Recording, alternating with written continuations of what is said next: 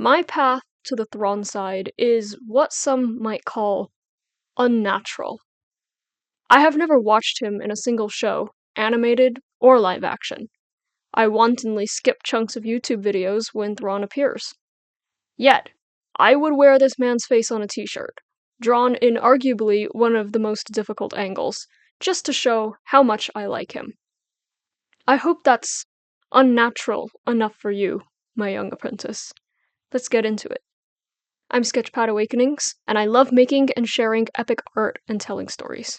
My love for Grand Admiral Thrawn is a bit unconventional. It started with the Star Wars miniatures game, where I always played Empire, Sith, or Separatists, and my sister played Republic or Rebels.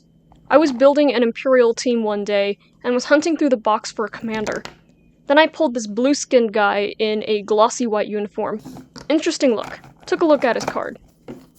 If I use this Thrawn guy, I can dictate which team goes first every round, I can cancel force powers all around using the Salmiri, I gain bonus attack and damage points for all his followers using his commander effect, I can make them switch positions with each other, and if I get his Nugiri bodyguard on my team, they can take damage for him. I tried him out in the next game, and the effects were devastating. Not really because I was a great tactician, but because he was.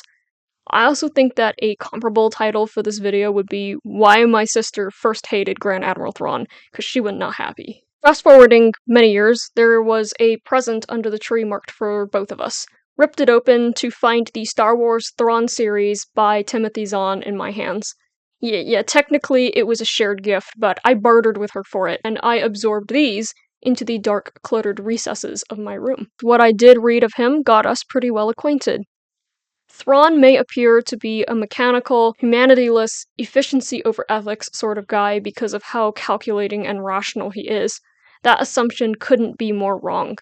Thrawn has a very sharp eye, and he knows how to apply what he's learned in many different situations. He is not at all cruel when given a chance, and he is neither personal nor vengeful.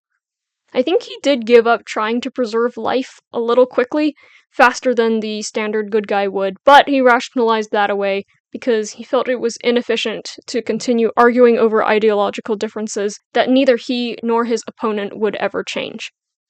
When he is the victor, he's graceful, and in defeat, he is calm and honestly curious about what went wrong. He thinks of himself as a warrior. Using warrior is a very specific choice. I think he could have called himself soldier, but where soldier can be very clinical, warrior invokes honor, courage, chivalry, grace, strength, intellect, artistry. I could go on. Speaking of art, Thrawn loves art.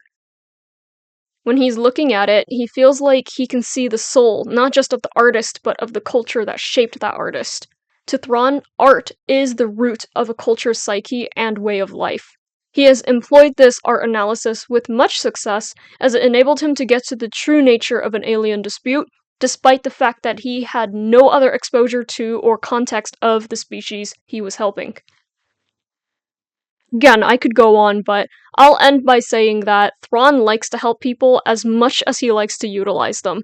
The fact that he often helps and utilizes simultaneously is one of the more perky and endearing sides of his personality, as well as his chronic and intentional cluelessness about political maneuvering and bureaucratic drama.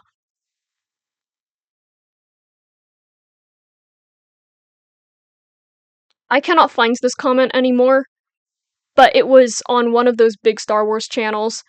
Basically, all it said was, Thrawn had to lose because he was Empire. There is no other reason this man could lose. I mean, other than the fact that his coworker decided to hurl their boss down the drain.